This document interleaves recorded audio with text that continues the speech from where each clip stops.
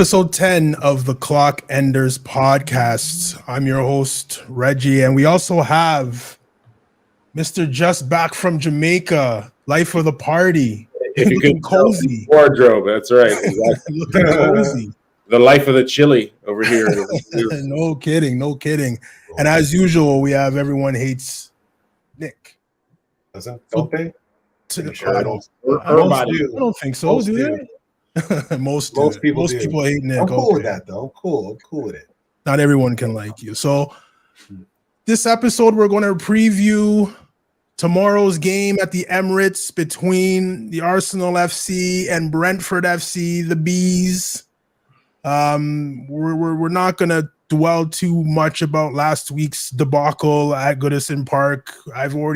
We've already probably all forgotten about it, but it's something that the players should keep in the back of their mind, letting them know that, hey, anything can happen at any time. So, but again, swept under the rug, we move. We want to get since our last episode as well. You know, the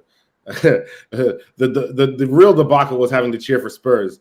Oh yeah. That was a trip. And they came through. I couldn't believe it. I was gonna say wild weekend in the league. You know what I mean? Yeah. So even as I said, you know, obviously silently, United fans were praying they were back in the race, and then what did they do? That's right. Top points in weekend. This is a wild league, man. It's a wild league. We're barely just halfway through it. So that's right. Man, look at the opponents this weekend. Like, let's not front. These guys are challenging for a European position right now. There might be an extra one available, or one of them might be available to them. Who knows? Who knows?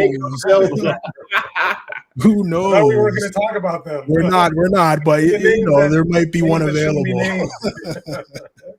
When we play them next week, I guess on the 15th, we can touch a little bit about the cheaters. But until then, we'll leave it alone. Look at that. That was like a 1 minute recap of everything that happened in football. Basically, that's pretty much it, right? So yeah, guys, thanks for watching. We'll catch you next week, right? So let's start off with a little bit of housekeeping first at the Arsenal. We have a player of the month. Dun, dun, dun, dun. Did he deserve it, Mr. Zinchenko? Do we think that he was the player of the month?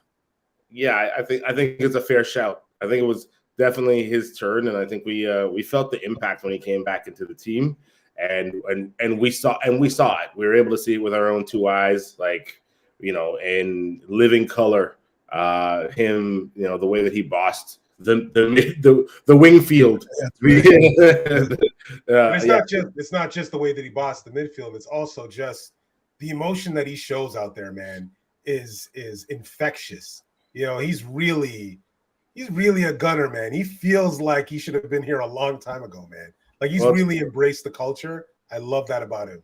It's funny because I saw something, someone mentioned him. He's like, Zinchenko, best, and then he put LBCDAM,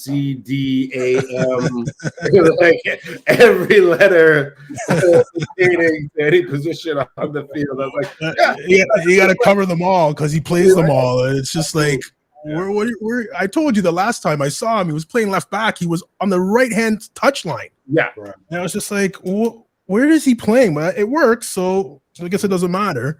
Yeah. That new hybrid left back going to the midfield, Arteta type of formation. So we all agree that Zinchenko's player of the month. Any qualms about that? I think we're all good with that.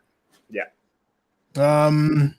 So getting into a little bit of what this podcast episode is about is the game between Brentford and Arsenal. Before every game, the coaches have press conferences. A lot of juicy nuggets come out of them if they're caught off guard. Did we catch anything off guard this week from Arteta, or anything that we weren't, thinking that we were going to hear about? In the presser? Still no Smith Rowe. Still, it looks like no Reece Nelson. We saw a couple of varying reports, I think, in the past couple of days as to whether or not he'd be able to make the squad. I think he cleared that up by including him in the group with Smith Rowe and Gabriel. Just a little too soon for Smith Rowe and Reece Nelson, and a little bit more too soon for Jesus. I think that's accurate. I think it's the long-term guys, which was Jesus and Nelson. Obviously, Jesus is. I think he did say something like, Jesus is just going outside recently, which is a positive. So, I mean, I don't feel like rushing him anyway. So, I still think they can handle it for at least the next month or so without him. It would be nice to get Reece back like ASAP. But again, don't rush it. It's been this long. Smith Rowe, I mean, what happened? It was a groin injury, right? So I think he re-aggravated the same groin injury, if I'm not. I thought it was a thigh injury, but a different kind. I read groin again, and I was trying to find out if it was the same one that he just missed 4 months with, but I don't know. I don't know if it was an older article. I thought it was a newer article because he said he re-injured it, and he said it was the groin, but it could be the thigh. We'd have to probably look a little deeper into that one. But I don't know, man. Smith Rowe was one of those guys where it's just like you couldn't wait to see him this season from what he did from last season, and it's not working out. I don't know if he's one of these injury-prone guys or what. What do we see? When do we think we'll ever see this guy play again? I feel like it's coming soon. I feel like we're probably exercising more caution than normal because the injury that he sustained he carried for so long. They said it was multiple years that he was actually playing on the injury. So I think that Arteta doesn't probably feel too rushed or too bothered about getting any single player back in the lineup, or rushing any single player back into the lineup. So I think that we're just taking the steps, and when he does come back finally, he's going to be like a new signing, although he's going to take a little bit more time to integrate. And it's a good thing. That's why we did the business with Trossard, because he can play where Emile Smith Rowe plays, and he can play a little bit where Odegaard. Do we have another Jack Wilshere on our hands, or what's up? No, I mean, there's no way to tell that. You know what I mean? Like it just happens, and you don't wish it on any player. So to me, I think mentioning it is even goat's mouthy enough as is. You know what I'm saying? I think that you can't start categorizing the kid like that at this point. Well, of course not. When he's so young and still has so much football head. Well, you see, with Jack got a bad rap, but Jack, I think the reason that he got injured so many times was because he played with his heart on his sleeve. He always went so hard. Sometimes you think, dude, just chill. But Jack wasn't. I wouldn't say he was injury prone. I just say he got injured because of how hard he played. Well, I'd say he got injured because of how hard people played him. He never got any protection. Are you talking about tackling, or are you talking about tackling, training methods? Tackling, man. Okay. People. I don't know. Training methods. That's probably something too. Who knows what was happening in training at the time? But the way that people used to absolutely butcher the guy. You know what I mean? Fresh back from injury, nobody cared.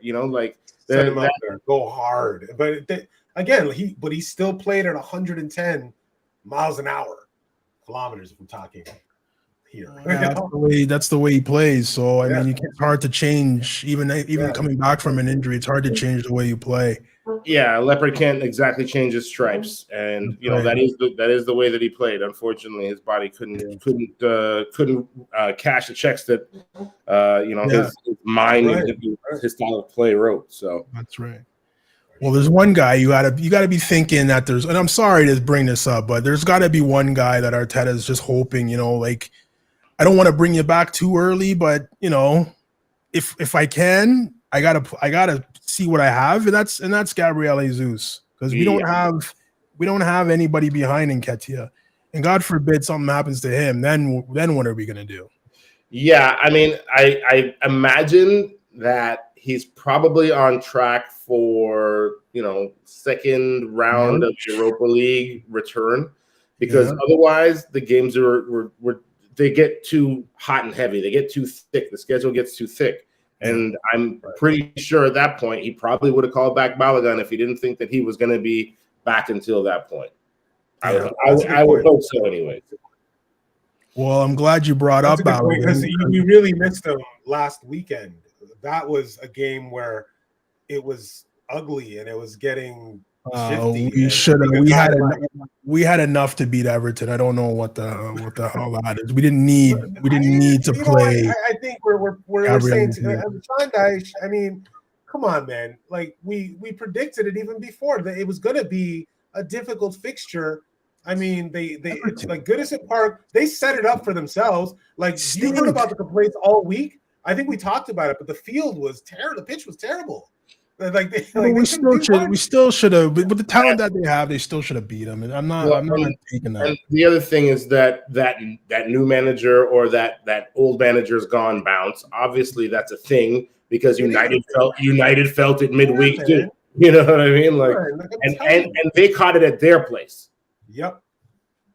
Not 4.5 hours away. They caught it in their back. They caught it in their yard. In their yard. Yeah, guess what that's what I was concerned about is that they're going to have a bounce at Goodison Park because they know, like, this is it. Like, we got to make an impression. Still should beat our manager. Yeah. Still should beat them. Still should beat them. I think United still should have beat them. Still should have beat them. 3-0, or did you say like 4-0? Who, me? Oh, no, I wasn't. That was not me. That's the guy in the middle. 100%. That's the guy in the middle. Yeah. 5-1 or 5-0, I heard, or something like that. 5-0. Yeah, I'm glad you guys remember that prediction. Just hang on to that. We'll get back to that later in the show. That's coming now. I can feel it. Oh, yeah, we gotta get predictions from everybody as well. But Edson, you mentioned Balogun, and there are very some telling words spoken by Mikel Arteta in this presser that he just had. Oh, yeah. I mean, we could go into quotes. I mean, I could pull up the quotes right here, but I think more important than the quotes was that old wry Arsene Wenger smile, when he got asked the question. You could tell his face, his body language. That was not the posture. That was not the look of a man who was getting ready to sell, his prized asset for 50 or 60 million to an AC Milan or whoever to balance the books. Okay, I'll say that much. And you can go look for the presser highlights yourself. But he was extremely complimentary about Balogun. It's funny because reading the Balogun quotes all season long too. He's expressed his commitment to the cause at Arsenal, also his love for Arsenal, and calling Arsenal a family, and saying like his goal is to get back. I cannot see how a player that Arteta fought to re-sign a couple of years ago, when he could have sold them for a profit then too. Okay, I cannot see how that same player would even consider a sale after having re-signed and after seeing Eddie get into the team and after seeing other guys being bled into the team from Hale End. I just can't see it. Yeah, me neither. I mean, that's it's and it's like you said, when you see guys, it's one thing to be playing at a team like Manchester City or something like that who don't use their academy that well. If they need a player, they go and buy.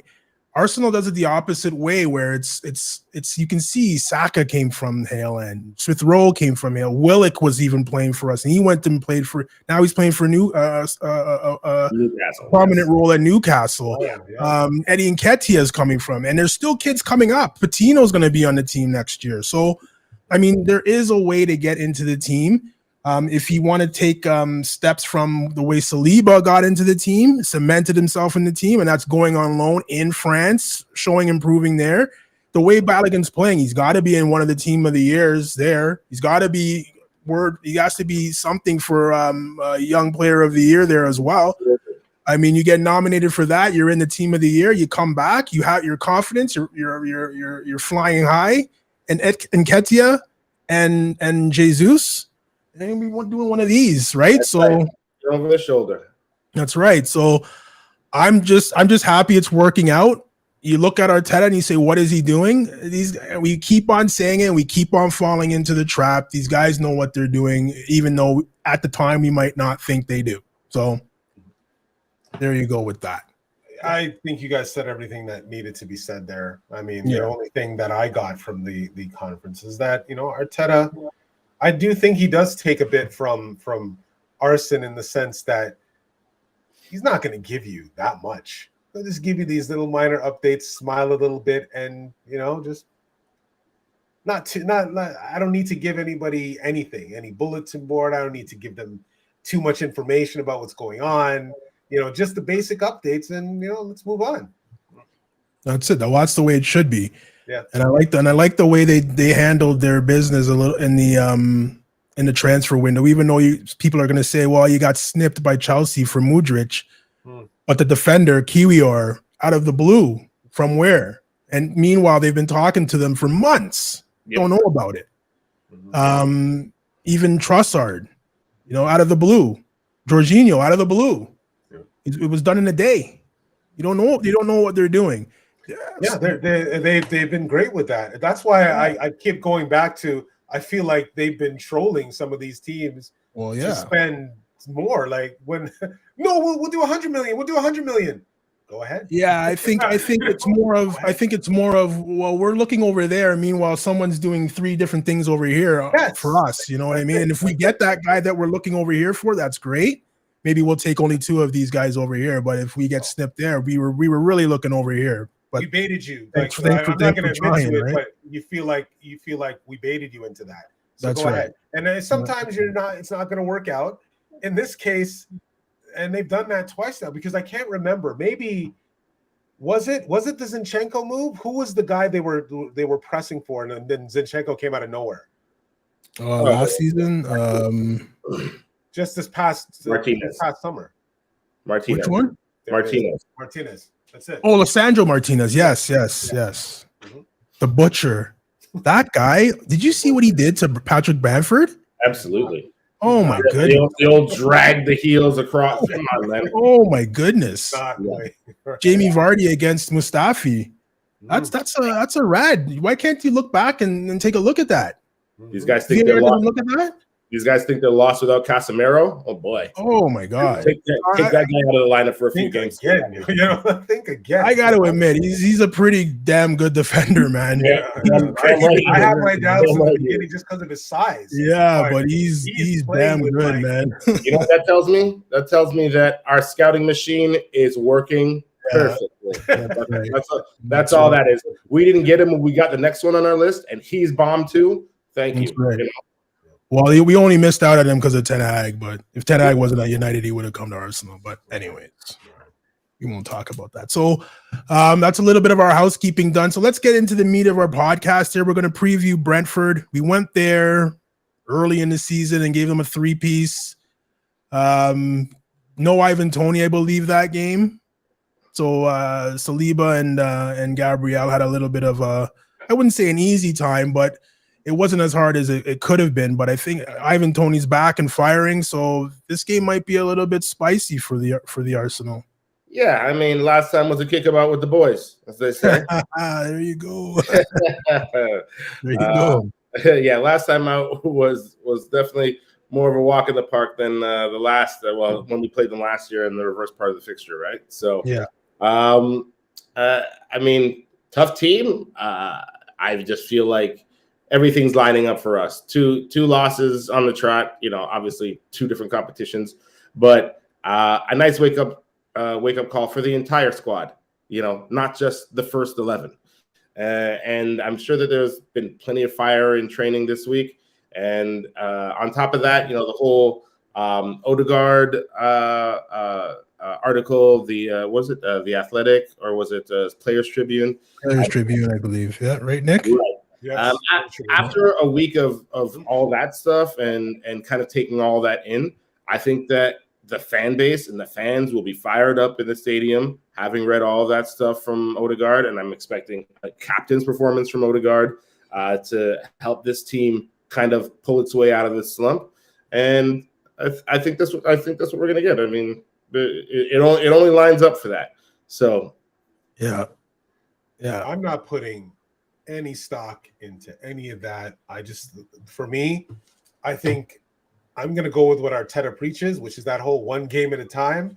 Just look at the opponent in front of you. Don't think about anything else. This team has beaten the likes of Liverpool earlier in January. I'm pretty sure it was City they beat last year, probably just before the break. I mean, they're sitting 7th right now. This game is, I think, it's a little more tricky than we're making it out to be very early. I think that Arsenal has to probably play their best squad here. I think they play their best 11. They don't make many changes from what they did last time. And that same squad should probably play in the City game. So the same way they approach City is the same way I think they should approach Brentford.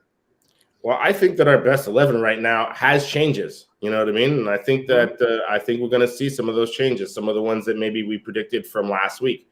And Arteta kind of hinted at it in his presser. He mentioned the fact that I forget the exact quote, but it was something to the effect of, things like this help to shake up the squad and help to give you looks at new things and force you to look at new things. Okay. I think that's a logical response to the last 2 performances. Are we talking about are you thinking major shakeup or just minor tweaks, right? Because I can only think of really 1 or 2 tweaks. It's got to be 1 or 2 or 3. Definitely minor tweaks. Yeah, you're not changing. It's not the FA Cup team that's going to be playing, right? So no, I think we're almost guaranteed Tomiyasu now. I mean, when you guys say this, though, we have a game the 11th, and we have probably, as of right now, we have the biggest game of our season 4 days later, right? So, what type of team lineup can you put out there so that you do get a result? And I'm doing my best not to look past this game to the next game, but it's hard not to. I think that you make those decisions at half. I mean, if Arsenal is up by a goal or 2 goals to 0 at half, then you consider, based on the scores I'm thinking you guys are thinking of, they might be up 2-0. Who knows, right? But if they are, then there's an opportunity to pull some guys. You got 5 substitutes. Great. But for now, I still think you still have to go with your best 11. You used to run them like you run them against City. And, when City comes. We'll deal with that when it happens. But for now, you still have to prepare for that. Yeah, well, I mean, it's going to be in the back of your head for sure. Yeah. But, Arteta says it. He's saying it to you. Like he said this in the past. 1 game at a time. So I can, just based on the what happened last week and what happened in the FA Cup and the substitutes that were being made and everybody's getting a run and all the sort of mess that it was. I think Arteta is going to take like a real focused approach to this game, it's all situational. Like if they're up, sure, he'll make some quick substitutions or make some resting type substitutions. If not, I think you're going to see these boys out there playing this game out, right? So, well, it leads to the depth of the squad. We have to. I think we have to see Kiwior play, whether it's tomorrow or on Wednesday. I think we have to see that, depending on the workload of Gabriel. Gabriel's played in every game this season, right? And he's played in every game, and he's played amazingly and great. Yeah, but the thing is, he doesn't look like he's slowing down. Of everybody out there, I'm just saying, of everybody out there, he certainly doesn't look like he's not fresh. He always plays on fresh legs. But sometimes the coach has to save the players from themselves, because these guys will sit there and tell you, I can play. Look what Gabriel Jesus, I can play. Your knees destroyed. Listen, I want to go play World Cup. You have to save them from themselves. Here's what you do. He's a young cat, though. Like he's strong. Yeah, exactly. He's good. He was easily. If you look at the highlights from he was easily the best player. We didn't highlight him, but I thought he was still pretty decent. And also, I got news for you. How many games did Gabriel not play last season? Right. Count them. There ain't none. Okay. I think he started every game. He played every game basically. So this is par for the course for him. He's just out there smiling big and just breaking up play. He needs his midfield to be solid. He needs, and here's the thing that I think might be the problem. If Partey's fine, then it's a wrap. But that's another player I think you just got to be careful with, man. Well, we bought cover for both. Right. Yeah. So I just want to see Saliba and Gabriel Wednesday night as well.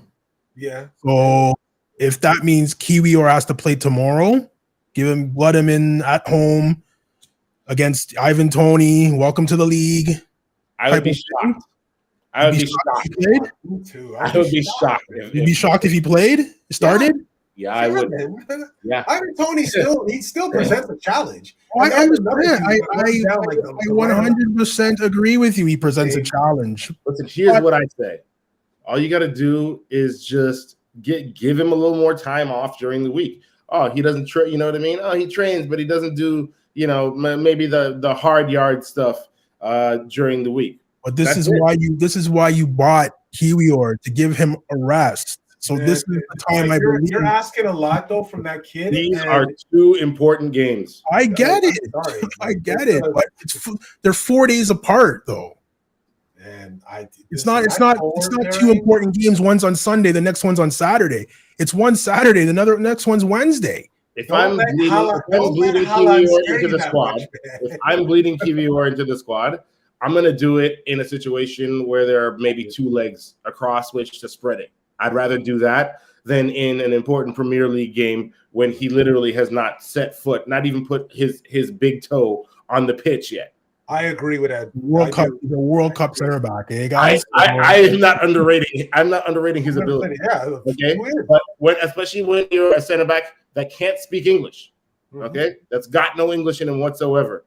It's going to be hard to kind of make those partnerships initially. And so I just figure just give him a little bit more time and then put him in a situation where it's not, the end all be all. It's not a do or die. It's not something where, like he could catch a whole bunch of flack necessarily. Maybe maybe we slipped up in the first leg or something, but we can go get it back at their place. You know what I mean? Or at our place. I just feel like who's there? You're not going to see this kid until the end of November, right? End of February. Then who is the partner up front? Who is Tony's partner up front? The Cameroonian guy, the Cameroon guy. Mwamba, is that his name? No joke, man. Like, I'm sorry. I understand, but I believe in it. There's no easy game. I believe in Kiwior. Don't get me wrong, okay? I believe in Kiwior, and whenever he happens to go in there, I'm sure that he'll fly. I believe that he'll succeed. But I just, the level that Gabriel is playing at right now, I think it's too risky to take him out. Okay. You know what's risky? Allowing this team, who's actually super confident right now, come in there and surprise. Like they just did in Southampton, like they didn't even matter. It was like a 3-0 whipping. They're coming in very confident. I want them to feel like they're facing the best team in the Premier League, and this is not a time. This is a time for them to get the same squad that we would put out there against City. Okay. Brentford cannot be you can't take chances. This is okay. 3 points. I feel all like right. Again. Okay. All right. I hear everything you're saying. Yeah. Let's do this now then. Let's put out the lineup that you're going to put out against Brentford, and then when we do our preview show Tuesday night, let's see the team you put out against Manchester City, barring any ridiculousness that happens tomorrow. Right. Okay. Are we good with that? You're gonna go first. Hey, you're in the middle, man. So lead the way. I can give you my lineup. That's easy. Let's go. Zinchenko, Gabriel, Saliba, and then Tomiyasu coming in. Obviously Ramsdale. Then Partey, Xhaka.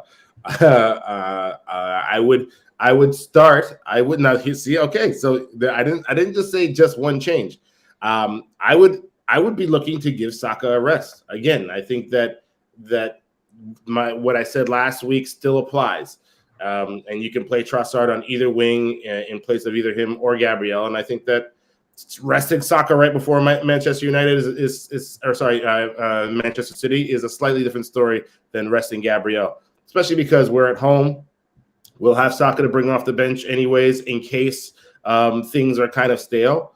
And, I think that Trossard is probably due a start. You know what I mean?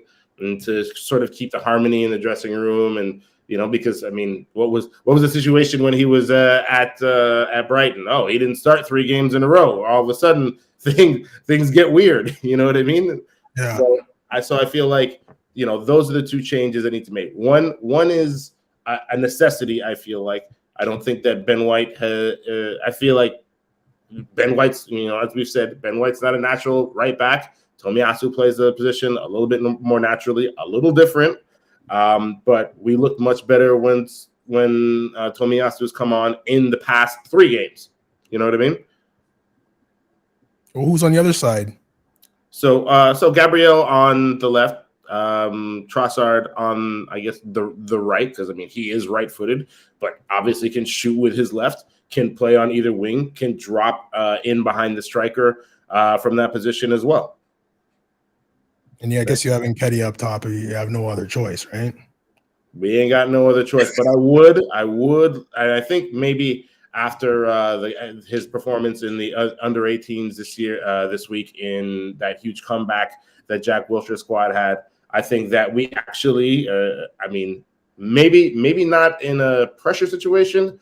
Maybe if we're up a couple goals, we see Mario Dewberry, Cozy Dewberry. Cozier Dewberry, yes, yeah, or Cozier, yeah. Anyways, I feel like he'll actually get a debut out of this next game against Brentford. Otherwise, because again, now we're risking getting to the point. Eddie hasn't played all season long. You know what I mean? He's been on, and now we don't know about his sea legs and what they're like because he hasn't really played this kind of a workload before. So I feel like, going into City, we're going to have to take care of Eddie a little bit as well. And so is that game at the Etihad? It has to be. It's a league game. It's a league game. It has to be, actually. That's the makeup one, right? Okay, so your Ramsdale, Zinchenko, Gabriel, Saliba, Tomiyasu, Partey, Xhaka, Trossard, and Nketiah, Martinelli. And then, I could tell you already, barring injury, what my team would be the following week. Let me just tell you. Or not the following week, I should say 4 days later. But we'll hold off. We'll hold off on that. We'll come back. I'm writing this down. We'll come back to this when we do the preview show because I wrote it down. Fair enough. Okay. Remember. So Nick, what do you see that you would do different from Edson's lineup there, if anything? All right. So for me, yes, obviously it's in the back of my mind that City's there. But so let's just start at the beginning. We know Ramsdale is starting this game. Yeah. I will agree with Edson and say Zinchenko absolutely starts on the left side. Yeah. I will still agree with him and go with Gabriel, and I will go with Saliba. And on the right, don't shoot me for this, but I still think Ben White needs to start. I do still think he needs to start, but I think that it would, in my opinion, there's an opportunity to limit him to maybe an hour on the pitch, 60 minutes, and then. But why? Why? Because I think here's the thing. And this is why I think Edson was going to go, because for me, I'm like, I just want to get 30 minutes out of Tomiyasu, because I actually believe Tomiyasu should be starting in that spot. But here's an opportunity to just give him a 30-minute run to end the game and then have him start against City. Well, why don't you give him 60 and then give Ben White 30? That's how it's supposed to work. You think that, but I also again, Ben White's done a lot of good things, and I don't want to be so harsh with him. I still think he's earned his right to still start ahead. But I'd like to see how he performs in these 60 minutes. And then, just see what happens. Like, I don't want to write him off just yet. Like, he's done a good job. And I've seen everything Tomiyasu's done. It's been amazing.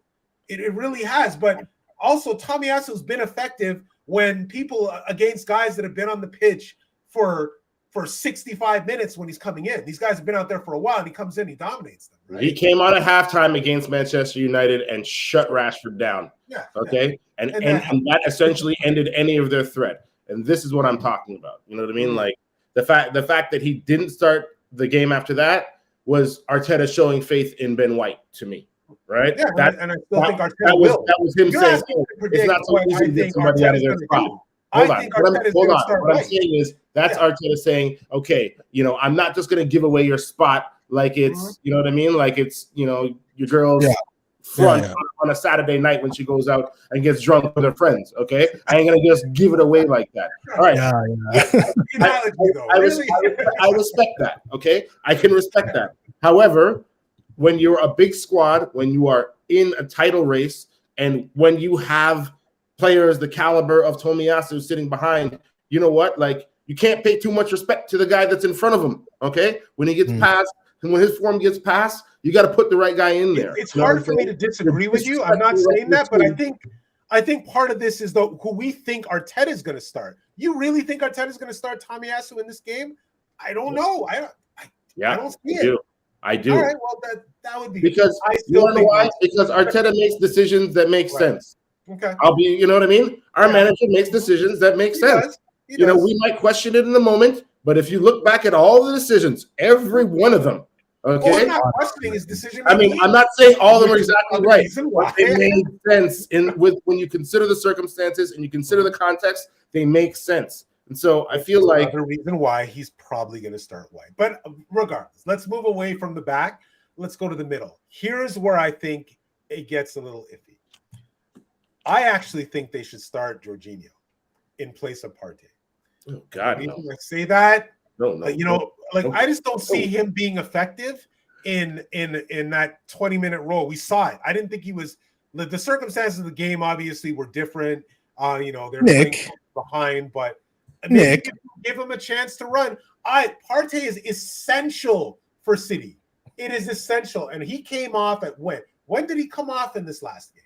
An hour, I think he came off. 60 minutes. And did he look right? He looked all right.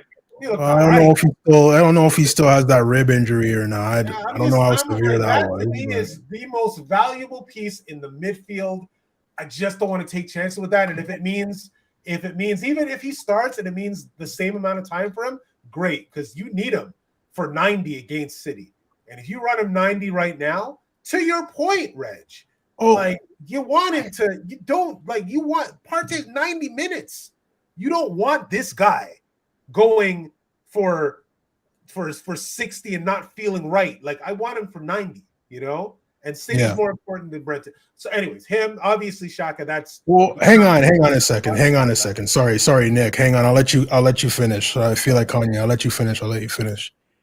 Edson, you left out. There's a player missing from your lineup. Oh, of course, Odegaard starts. Okay. Come on, stop this. There's only 9 out there. I have to ask. I talked about him being the talisman. And I have to ask. Odegaard. Okay, Nick, continue. I'm just going to say all right. So after Shaka, obviously, I'm going to move to the captain. He starts. What's his name? That guy named Odegaard. What's his name? Odegaard. Okay. Odegaard. I got it, man. I got it.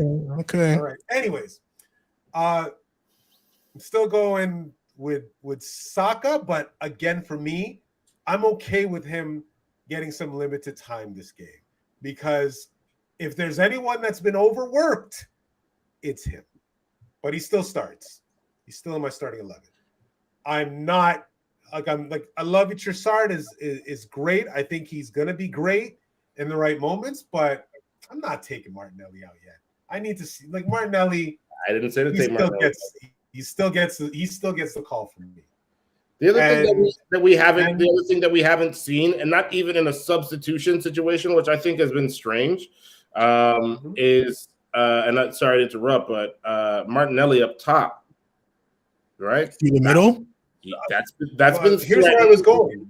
That's been threatened, and he's essentially supposed to have been kind of slotted in as the backup striker right now. As the 9, yes. No, that was the other thing I was thinking of, that if you want to start Trossard and he needs a start to keep him happy, then let's give Martinelli a run up top and see what you get from him. In a game like this, why not test it out? I think the dope thing would be to surprise City. Yeah. Now that would be interesting. Yeah. You don't want to really give them the preview of what it would look like in this game. Tuck that away in your notebook there, Reg. Tuck that one away in your notebook. Of course. Well, that's some logical thought there. You're absolutely right. That would be hey, we didn't expect that. You know, like wait, absolute surprise and pace at the top, a different kind of attack. Oh, we'll absorb what you guys want to do, your little tiki-taka foolishness, and then when we strike back, it's gonna hurt bad. You know what I mean? And it's gonna come. Well, Pep Guardiola even said after the FA Cup game, he was like, Arsenal did things we didn't think they were going to do, and then they pressed us this way, and we didn't think they were going to do that, and that's why it was so difficult for us. So, I mean, I'm sure Arteta has something up the sleeve again. He hasn't shown all the cards, but we'll let you finish your lineup, Nick. Well, like I said, I mean, that was obviously, I was thinking of the guy that could replace Eddie up top, but no, Eddie obviously is starting. And, you know, do you want me to tell you our predictions yet and scores? Or we'll finish the lineups and then we'll go to that. So Eddie up top. Before I get into mine, I just want to ask you a question. Would you, I know how dead set you guys are about Gabriel, I love him, but would you put Ben White in the middle against Brentford? In the back, in the middle, with Saliba. With Saliba? No. I put him in place of Saliba. Ben White is a right-sided defender. Yeah. Gabriel starts. Yeah. I know. We've seen Saliba play on the left before Marseille, right? A little bit. You can put him on you can leave him on the right and you can play Ben on the left. I'm sure you can do that. I think that Saliba's probably got more experience playing at the left side. On the left? Because I think when he played with Fofana from Chelsea, I believe Fofana is a right-sided center back, if I'm not mistaken, right? Yeah. So I think that he played the left there. So I think he's more versatile to be able to do that. But no. I mean, Ben White is, our backup right center back 100% now. The way that I see it, and our backup right back, and he plays a little bit of both, and our emergency right defensive midfielder. I would agree. So no, you wouldn't play him there. Just to give Gabriel a rest, you wouldn't play him. If we're giving Gabriel a rest, then we're going with Kivior. Yeah. Okay. That's how I see it. Okay. I would play Tomiyasu at left-sided center back before I played Ben White there. Oh my God, really? That's what's wrong? Why do you hate Ben White so much? What did he do? No, and Ben White. I just play him on the right. If in the case that Tomiyasu can't play on the right, but if I'm picking one to play at left center back, it's the one who's technically better with his goddamn left foot.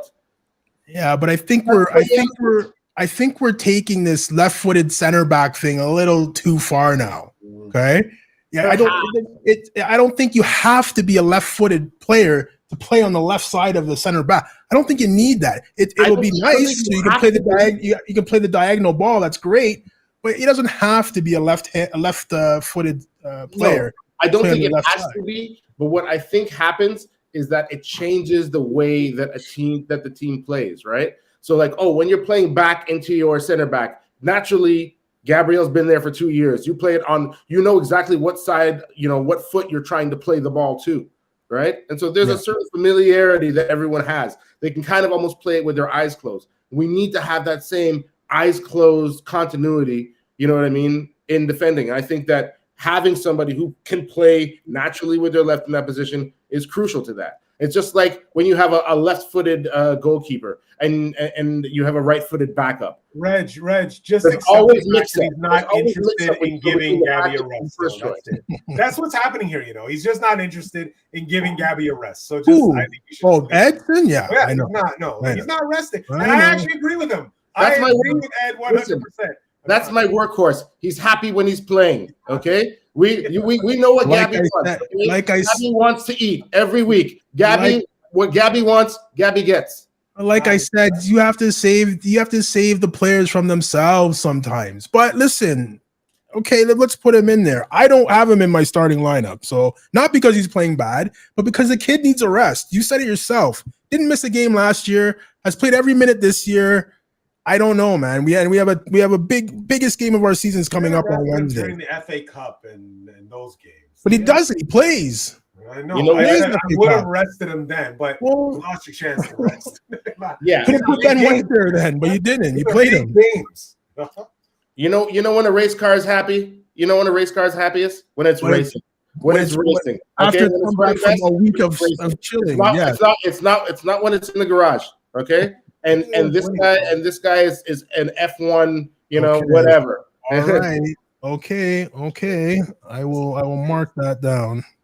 Okay, So the lineup that I'm going to give you guys is this. So it doesn't stray too far away. Some guys are built that way, Red. Some guys are built. I understand that, but I don't want to come down to the end of the season and our guys are fatigued like it looked like last year. We missed out on a Champions League spot. That won't happen this season, hopefully.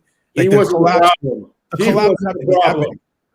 he was the problem. I get it. Whoever was on the right side. I get it. But still, I don't want to hear fatigue at the end of the season. But anyways, I'll give you my lineup again really quick. Doesn't deviate too far away from what you guys have been saying. Ramsdale in net, Zinchenko on the left, Kiwior in the middle with Saliba.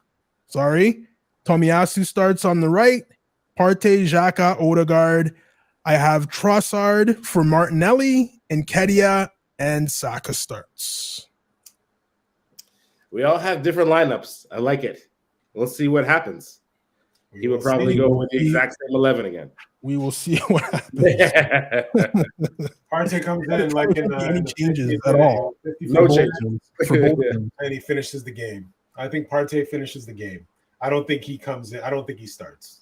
I think he starts. I think he might come off 70, 75 around there, but I think you have to play him. You have to play him. I'd rather finish the game strong with him. But again, I think all of this really is dependent on what happens in that first half. Like if they get out and they're up even 1-2-0, then you're probably going to see a lot of these changes happening. But if it's tight, and I anticipate it will be, actually. I think it's a lot tighter than we think. It'll be a tight game. Oh, yeah. It'll be a tight game. So let's move to our predictions for the score, the last thing of the show. We'll start with Nick. I know you're gonna keep it tight. So if we're gonna say 1-0, I'm gonna say 2-1. 2-1 to the Arsenal. And the scores. You have the scores too. Wow. Okay. Oh yeah. No, I think this game you'll probably get a brace from. I hate saying it because I know he's gonna let me. He better not let me down. Eddie's gonna give you the brace. You're me last week. Eddie's gonna do it, man. He's gonna do it. Although I did call his brace against United, but yes, you're me last week. Okay. Eddie who? Eddie and Kedia? Race. Same one. Let's see. Telling you, man. Well, how many chances is that? Is that 8 chances? 8 shots on net? He gets 2. I think he gets about. I think he does 2 out of 3. 2 out of 3.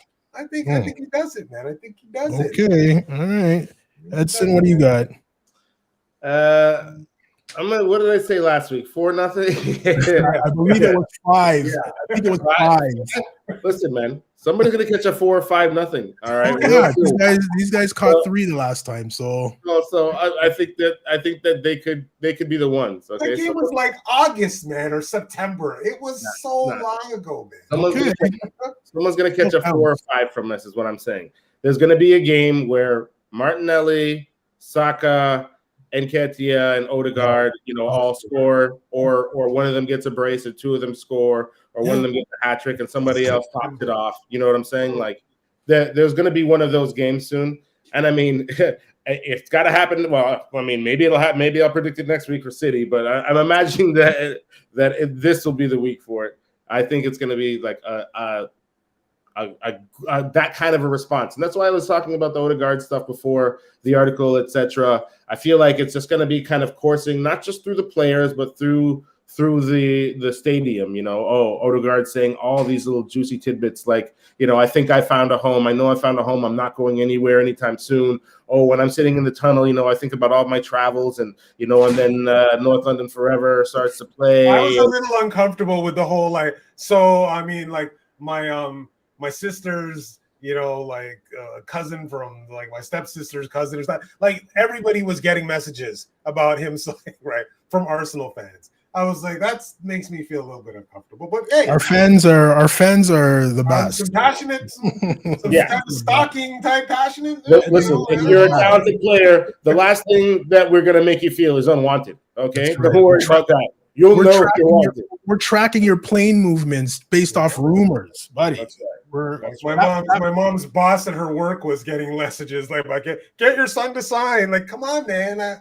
Chill. Mudryk was in London based off some weightlifting equipment.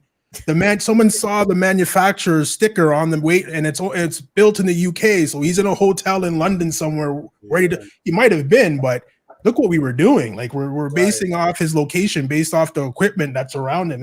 Our fans are incredible, man. They're incredible.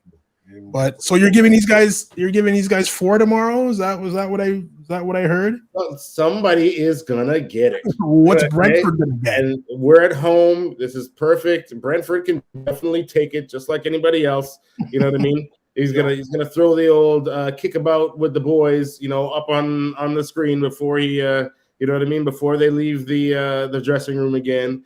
And I think Arteta is just. We know. We saw the series. We saw the Amazon series. He knows how to push the buttons. You know what I mean? And I heard somebody say, "Oh, if United or if City go on a run like they normally do at this time of year, well, guess what? We usually play pretty good now going into the springtime as well." You know what I mean? Last year we broke down towards the end. That's because we had some injuries, but this is usually a good time for the Arsenal as well. And again, after two losses, I don't expect a losing streak out of this team. Yeah. Listen, Red, put a disclaimer under Edson, okay? Just returned from Jamaica, so that people understand when he makes predictions like that, all right? Heat stroke? What are we saying? You know what I'm saying, right? 4-1? 4-0. 4-0. Yeah, someone's going to catch it. We're going to win by 3 is what I'm saying. Okay, win by 3. I got it. Okay, no problem. But you think Arteta really set that all or nothing up, Because this season would be boring. A lot of winning and everyone's happy. Nobody wants to see that. Last season was the one. Amazing. Yeah, no, it was perfect. And literally it was our turning point as a club. That's right. You know what I mean? And it's all caught on camera. That's right. It's beautiful. Yeah, I'm gonna go back. I'm gonna go back and watch episode 1 right after this. I think I'm gonna get back into it. So. That's right. Rewatching it, like a surprise one at the end of this season. If they just happen to have a little surprise one that Arsenal did for Arsenal, you know what I mean? Could you imagine? Well, they should. If they win the Premier League, they should do something. I know they're videotaping everything all day, every day. I know they are. Every day. Exactly. Just put something together. Yeah, very true. That would be fantastic. So I'll give my prediction for the game. I'm on the same page as Nick. I got 2-1 to the Arsenal. Brentford scores first, and then it's just a slaughterhouse after that. But I mean, you gotta play your horses, like you mentioned, and I think Partey, Xhaka, and all those guys, they play a lot. You're probably gonna see Gabriel play. I just want to see Kiwior play for the sake of Arsenal on the Wednesday. But anybody have anything else that we're looking forward to tomorrow, or want to just give a juicy tidbit or a juicy preview to what's going to happen on Wednesday? I guess we still got another show before Wednesday, right? Yeah, we do. We have 2 more shows before Wednesday. 2 more shows before Wednesday. We'll get to Wednesday on Wednesday. We'll take it. We'll Wednesday. Okay. Cards, man.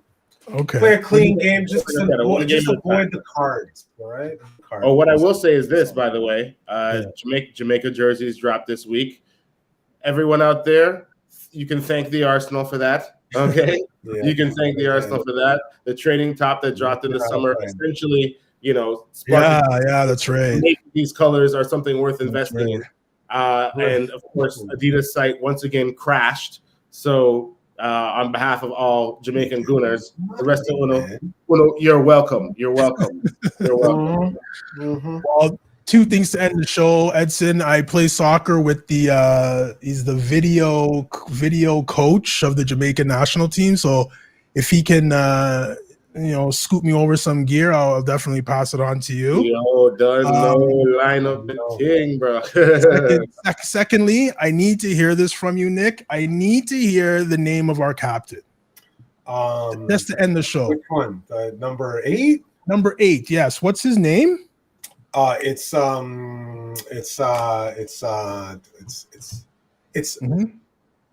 Odegaard. Okay.